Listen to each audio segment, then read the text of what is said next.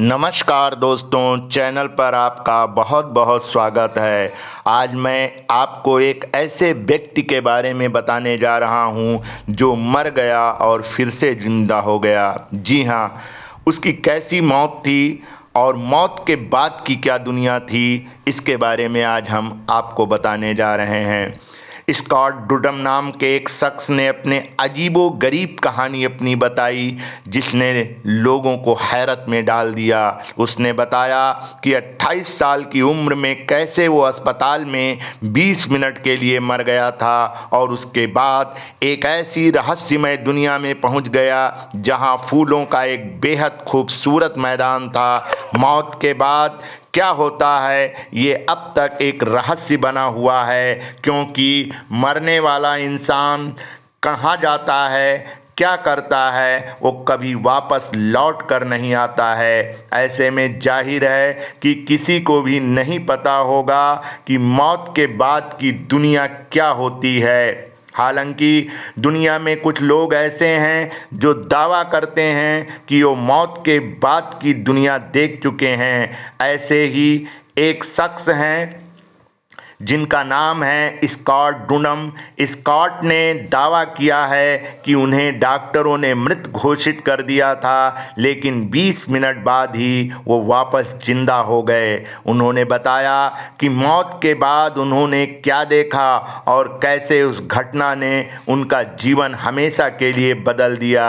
Land Bible की report के मुताबिक स्कॉट की उम्र अभी भी 60 साल की है, लेकिन उन्होंने बताया कि जब वो 28 साल के थे तब एक स्कीइंग दुर्घटना में उनका अंगूठा कट गया था, जिसके बाद उन्हें अस्पताल में भर्ती कराया गया। उनका ऑपरेशन होना था। स्कॉट ने बताया कि ऑपरेटिंग रूम की नर्सों में एक ने पहले कभी सर्जिकल टर्निकेट नहीं किया था। टर्निकेट एक उपकरण होता है जिसका उपयोग खून के प्रवाह को रोकने के लिए किसी अंग पर दबाव डालने के लिए किया जाता है। अब चूंकि उस नर्स ने पहले कभी इस टर्निकेट का इस्तेमाल नहीं किया था, ऐसे में उससे गलती हो गई और थोड़े समय के लिए स्कॉट की मौत हो गई। स्कॉट ने उस भयानक घटना को याद करते हुए बताया कि नर्स चिल्ला रही थी और कह रही थी, मैंने इसे मार डाला। इसके बाद वो कमरे से भाग गई।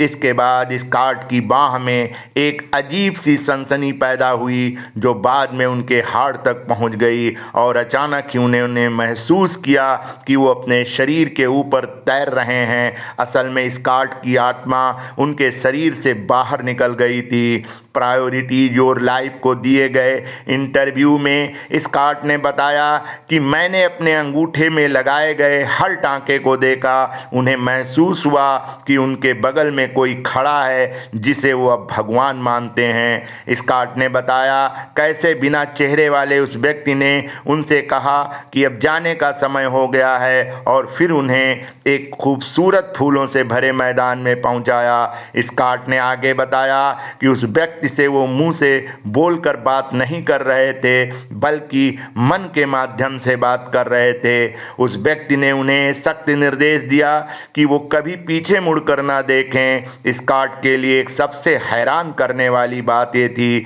कि वो व्यक्ति भले ही उनके बगल में खड़ा था और साथ साथ चल रहा था, लेकिन इसके बावजूद वो उसका चेहरा नहीं देख सके। स्कॉट के मुताबिक मरने के बाद वो जिस फूलों के मैदान में पहुंचे, वहां सुंदर जंगली फूल थे जो उनकी कमर तक आ रहे थे, और साथ ही साथ ऊंचे पेड़ थे जो बहुत ही अजीब दिख रहे थे। वो धरती पर दिखने वाले पेड़ों की तरह नहीं थे।